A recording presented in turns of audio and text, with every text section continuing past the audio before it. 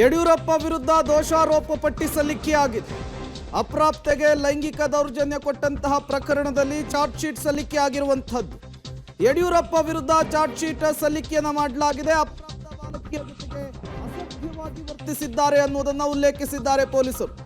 ರೂಮ್ಗೆ ಕರೆದೊಯ್ದು ಲೈಂಗಿಕ ದೌರ್ಜನ್ಯವನ್ನ ಎಸಗಿದ್ದಾರೆ ಅನ್ನುವಂತಹ ವಿಚಾರವನ್ನು ಕೂಡ ಸಿಐಡಿ ಉಲ್ಲೇಖಿಸಿರುವಂತಹದ್ದು. ನ್ಯಾಯಾಲಯಕ್ಕೆ ಯಡಿಯೂರಪ್ಪ ವಿರುದ್ಧ ಕೇಳಿ ಬಂದಂತಹ ಪೋಕ್ಸೋ ಕೇಸ್ನ ವಿಚಾರಕ್ಕೆ ಸಂಬಂಧಪಟ್ಟಂತೆ ಚಾರ್ಜ್ ಶೀಟ್ ಸಲ್ಲಿಕೆಯಾಗಿದೆ. ಮೊನ್ನೆಯಷ್ಟೇ BS ಯಡಿಯೂರಪ್ಪನವರು ಸಿಐಡಿ ಕಚೇರಿಗೆ ಹೋಗಿದ್ರು, ತನಿಖೆಯನ್ನ ಎದುರಿಸಿದ್ರು. ಈಗ ಈ ಪ್ರಕರಣದಲ್ಲಿ BS ಯಡಿಯೂರಪ್ಪ ಅವರಿಗೆ ಮತ್ತೊಂದು ಹೊಸ ಸಂಕಷ್ಟ ಎದುರಾಗಿದೆ. ಈ ಹಿಂದೆ ಇದೇ ಸಿಐಡಿ ಅಧಿಕಾರಿಗಳು BS ಯಡಿಯೂರಪ್ಪ ಅವರನ್ನ ಅರೆಸ್ಟ್ ಮಾಡಲಿಕ್ಕೆ ಕೋರ್ಟ್ನ ಮೊರೆ ಹೋಗಿದ್ರು. ಕೋರ್ಟ್ನಿಂದ ಅರೆಸ್ಟ್ ವಾರೆಂಟ್ ಕೂಡ ಜಾರಿಯಾಗಿತ್ತು. ಅದಾದ ಮೇಲೆ BS ಯಡಿಯೂರಪ್ಪ ಪರ ವಕೀಲರು ಇದಕ್ಕೆ ತಡೆ ಕೊಡಬೇಕು ಅಂತ ಹೇಳಿ ಹೈಕೋರ್ಟ್ನ ಮೆಟ್ಟಿಲೇರಿದ್ರು. ಅದಾದ ಮೇಲೆ ಹೈಕೋರ್ಟ್ BS ಯಡಿಯೂರಪ್ಪ ಅವರನ್ನ ಗೌರವಿತವಾಗಿ ನಡೆಸಿಕೊಳ್ಳಿ, ಅವರು ತನಿಖೆಗೆ ಹಾಜರಾಗ್ತಾರೆ, ಯಾವುದೇ ಕಾರಣಕ್ಕೂ ಅವರನ್ನು ಅರೆಸ್ಟ್ ಮಾಡಬೇಡಿ ಅನ್ನುವಂತಹ ಸೂಚನೆಯನ್ನು ಕೊಟ್ಟಿತ್ತು. ಈ ಎಲ್ಲ ಬೆಳವಣಿಗೆಗಳ ನಡುವೆ BS ಯಡಿಯೂರಪ್ಪ ವಿರುದ್ಧ ಈಗ ಚಾರ್ಜ್ ಶೀಟ್ ಸಲ್ಲಿಕೆಯಾಗಿದೆ.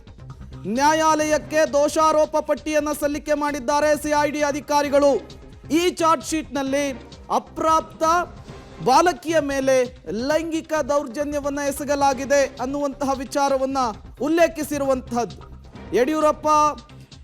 ಯಡಿಯೂರಪ್ಪ ಅವರಿಗೆ ಈ ಮೂಲಕ ಮತ್ತೊಂದು ಹೊಸ ಸಂಕಷ್ಟ ಎದುರಾಗಿದೆ. ಯಡಿಯೂರಪ್ಪ ಸೇರಿದಂತೆ 4 ವಿರುದ್ಧ ಚಾರ್ಜ್ ಶೀಟ್ ಸಲ್ಲಿಕೆಯಾಗಿರುವಂಥದ್ದು. ಯಡಿಯೂರಪ್ಪ, ಅರುಣ್ ಜೊತೆಗೆ ರುದ್ರೇಶ್, ಮರಿಸ್ವಾಮಿಯ ವಿರುದ್ಧ ದೋಷಾರೋಪ ಪಟ್ಟಿಯನ್ನ ಸಲ್ಲಿಕೆ ಮಾಡಿದೆ ಸಿಐಡಿಗೆ. ಇದನ್ನ ರಾಜ್ಯ ಸರ್ಕಾರ ವಹಿಸಿತ್ತು. ಸಿಐಡಿ ಅಧಿಕಾರಿಗಳು ನಿರಂತರವಾಗಿ ವಿಚಾರಣೆಯನ್ನು ನಡೆಸಿದ್ರು. ಮೊನ್ನೆ ಅಷ್ಟೇ BS ಯಡಿಯೂರಪ್ಪ ಅವರನ್ನು ಕೂಡ ವಿಚಾರಣೆಗೆ ಒಳಪಡಿಸಲಾಗಿತ್ತು. ಸತತ 5 ಗಂಟೆಗಳ ಕಾಲ ವಿಚಾರಣೆಯನ್ನ ಎದುರಿಸಿದ ನಂತರ BS ಯಡಿಯೂರಪ್ಪನವರು ಅಲ್ಲಿಂದ ಬಂದಿದ್ರು. ಈಗ ಅವರ ವಿರುದ್ಧ ದೋಷಾರೋಪ ಪಟ್ಟಿ. ಮತ್ತಷ್ಟು ಡೀಟೇಲ್ಸ್ ಅನ್ನು ಕೊಡ್ತಾರೆ ಮುರಳಿ.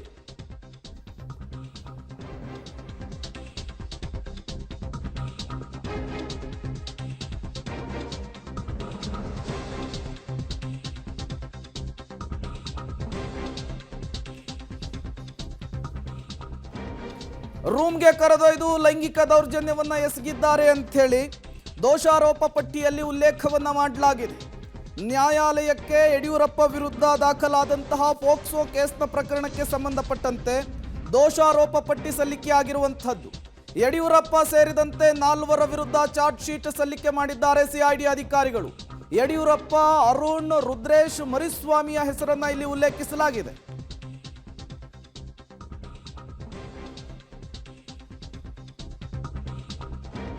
ಮತ್ತಷ್ಟು ಡೀಟೇಲ್ಸ್ ಅನ್ನು ಕೊಡ್ತಾರೆ ನಮ್ಮ ಪ್ರತಿನಿಧಿ ಮುರಳಿ, ನೇರ ಸಂಪರ್ಕದಲ್ಲಿ ಜಾಯಿನ್ ಆಗಿದ್ದಾರೆ. ಮುರಳಿ, ಈಗ BS ಯಡಿಯೂರಪ್ಪ ಸೇರಿ 4 ವಿರುದ್ಧ ಪೋಕ್ಸೋ ಪ್ರಕರಣಕ್ಕೆ ಸಂಬಂಧಪಟ್ಟಂತೆ ಚಾರ್ಜ್ ಶೀಟ್ ಸಲ್ಲಿಕೆಯಾಗಿದೆ. ಈ ಚಾರ್ಜ್ ಶೀಟ್ BS ಯಡಿಯೂರಪ್ಪನವರಿಗೆ ಹೇಗೆ ಸಂಕಷ್ಟವನ್ನು ತಂದೊಡ್ಡಬಹುದು ಅಂತ? ಖಂಡಿತವಾಗಿಯೂ ಪ್ರೇಮ್, ಯಾಕೆಂದ್ರೆ ಈ ಪ್ರಕರಣಕ್ಕೆ ಸಂಬಂಧಪಟ್ಟಂತೆ ಯಡಿಯೂರಪ್ಪ ಅವರಿಗೆ ದೊಡ್ಡ ಮಟ್ಟದ ಮುಜುಗರ ಉಂಟಾಗಿತ್ತು. ಜೊತೆಗೆ ಅವರ ವಿರುದ್ಧ ದಾಖಲಾಗಿದ್ದಂಥ ಪ್ರಕರಣ ಇತ್ತು. ದಾಖಲಾಗಿದ್ದಂಥ ಪ್ರಕರಣದಲ್ಲಿ ಸಿಐಡಿ ಅಧಿಕಾರಿಗಳು ಅವರನ್ನ ಬಂಧನಕ್ಕೊಳಪಡಿಸಬೇಕು ಅಂತೇಳಿ ಅರೆಸ್ಟ್ ವಾರೆಂಟ್ ಅನ್ನು ಕೂಡ ಪಡ್ಕೊಂಡಿದ್ರು. ಆದ್ರೆ ಅರೆಸ್ಟ್ ವಾರೆಂಟ್ ಅನ್ನ ಪಡ್ಕೊಂಡ ಬಳಿಕ ಹೈಕೋರ್ಟ್ ನ ಮೊರೆ ಹೋಗ್ತಾರೆ ಯಡಿಯೂರಪ್ಪ ಅವರು. ಆ ಸಂದರ್ಭದಲ್ಲಿ FIR ಅನ್ನ ಸ್ಕ್ವಾಶ್ ಮಾಡಬೇಕು ಮತ್ತು ನಿರೀಕ್ಷಣಾ ಜಾಮೀನನ್ನ ಮಂಜೂರು ಮಾಡಬೇಕು ಅಂತೇಳಿ ಮನವಿಯನ್ನ ಮಾಡ್ಕೊಂಡಿದ್ರು. ಮನವಿಯನ್ನ ಮಾಡ್ಕೊಂಡ ಬಳಿಕ ಹೈಕೋರ್ಟ್ ನಲ್ಲಿ ಅರ್ಜಿ ವಾದ ಪ್ರತಿವಾದವನ್ನ ಆಲಿಸಿ ನಿರೀಕ್ಷಣಾ ಜಾಮೀನನ್ನ ಕೂಡ ಮಂಜೂರನ್ನ ಮಾಡಲಾಗಿತ್ತು. ಅಂದ್ರೆ ಅವರನ್ನ ಬಂಧನಕ್ಕೆ ಒಳಪಡಿಸಬಾರದು, ಕೇವಲ ವಿಚಾರಣೆಗೆ ಮಾತ್ರ ಅವ್ರನ್ನ ಕರೆಯಬೇಕು ಮತ್ತು ವಿಚಾರಣೆಗೆ ಸಹಕರಿಸಬೇಕು ಅಂತ ಹೇಳಿ ಕೂಡ ಹೇಳಿದ್ರು.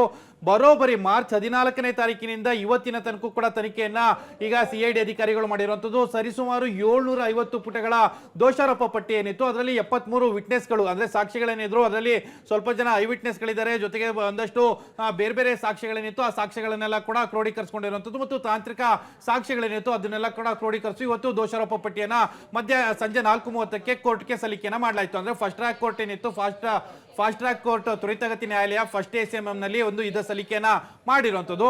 ಆದ್ರೆ ಆ ಉಲ್ಲೇಖದಲ್ಲಿ ಅಂದ್ರೆ ಚಾರ್ಜ್ ಶೀಟ್ ನ ಏನು ಸಿಐಡಿ ಸಲ್ಲಿಕೆಯನ್ನ ಮಾಡಿದ್ದಾರೆ ಅದರಲ್ಲಿ ಒಂದಷ್ಟು ಮಾಹಿತಿಗಳನ್ನ ಉಲ್ಲೇಖವನ್ನ ಮಾಡಿದ್ದಾರೆ. ಅಂದ್ರೆ ಆ ಸಂದರ್ಭದಲ್ಲಿ ಅಂದ್ರೆ ಸಂತ್ರಸ್ತ ಯುವತಿ ಏನಿದ್ದಾರೆ, ಬಾಲಕಿ, ಅಪ್ರಾಪ್ತ ಬಾಲಕಿ, ಆಕೆ ಮನೆಗೆ ಬಂದ ಸಂದರ್ಭದಲ್ಲಿ ಯಡಿಯೂರಪ್ಪನವರು ಆ ಬಾಲಕಿ ಜೊತೆಯಲ್ಲಿ ಯಾವ ರೀತಿಯಲ್ಲಿ ಬಿಹೇವ್ ಅನ್ನ ಮಾಡಿದ್ರು, ಜೊತೆಗೆ ಆಕೆಯನ್ನ ತನ್ನ ಖಾಸಗಿ ಕೋಣೆಗೆ ಕರ್ಕೊಂಡು ಹೋಗಿ ಆಕೆಯ ಖಾಸಗಿ ಅಂಗಾಂಗಗಳನ್ನ ಮುಟ್ಟಿದ್ರು ಅನ್ನೋದ್ರ ಬಗ್ಗೆ ಕೂಡ ಅವರು ಉಲ್ಲೇಖವನ್ನ ಮಾಡಿರುವಂತದ್ದು.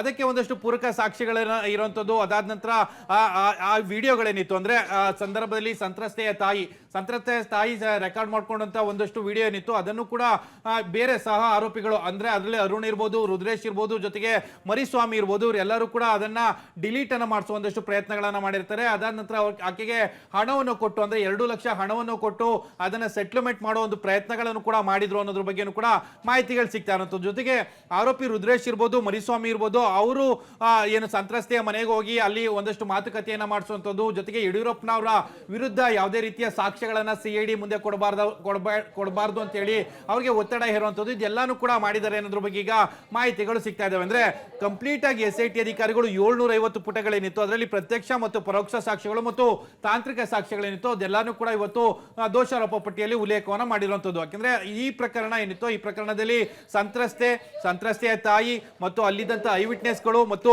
ಯಡಿಯೂರಪ್ಪನವರ ಮನೆಯಲ್ಲಿ ಕೆಲಸ ಮಾಡ್ತಾ ಇದ್ದಂತ ಗನ್ಮ್ಯಾನ್ಗಳಿರ್ಬೋದು ಮತ್ತು ಸೆಕ್ಯೂರಿಟಿ ಇರ್ಬೋದು, ಇವರೆಲ್ಲರದು ಕೂಡ 164 ಅಂದ್ರೆ ನ್ಯಾಯಾಧೀಶರ ಮುಂದೆ ಒಂದಷ್ಟು ಹೇಳಿಕೆಗಳನ್ನ ದಾಖಲು ಮಾಡ್ಕೊಳ್ಳೋ ಒಂದು ಪ್ರಯತ್ನಗಳನ್ನ ಮಾಡಿದ್ರು. ಆ ಹೇಳಿಕೆಗಳು ಕೂಡ ದಾಖಲಾಗಿದ್ದಾವೆ. ಅದಕ್ಕೆ ಪೂರಕವಾದ ಸಾಕ್ಷ್ಯಗಳೇನಿತ್ತು ಪೂರಕವಾದ ಸಾಕ್ಷ್ಯಗಳನ್ನ ಇಟ್ಕೊಂಡು ಈಗ ದೋಷಾರೋಪ ಪಟ್ಟಿಯನ್ನ ಸಲ್ಲಿಕೆಯನ್ನ ಮಾಡಿರುವಂತದ್ದು. Prem, okay, thank you Murali ತಮ್ಮೆಲ್ಲ ಮಾಹಿತಿಗಾಗಿ. ಮಾಜಿ ಸಿಎಂ BS ಯಡಿಯೂರಪ್ಪನವರು ಬಿಜೆಪಿಯ ನಾಯಕರಾಗಿರುವಂತಹ BS ಯಡಿಯೂರಪ್ಪನವರ ವಿರುದ್ಧ ಈಗ ದೋಷಾರೋಪ ಪಟ್ಟಿ ಸಲ್ಲಿಕೆಯಾಗಿದೆ. CID ಅಧಿಕಾರಿಗಳು ನ್ಯಾಯಾಲಯಕ್ಕೆ ಚಾರ್ಜ್ ಶೀಟ್ ಅನ್ನು ಸಲ್ಲಿಕೆ ಮಾಡಿದ್ದಾರೆ. ಈ ಚಾರ್ಜ್ ಶೀಟ್ BS ಯಡಿಯೂರಪ್ಪನವರಿಗೆ ಸಂಕಷ್ಟವನ್ನು ತಂದಿಡುವಂತಹ ಸಾಧ್ಯತೆ ಇದೆ.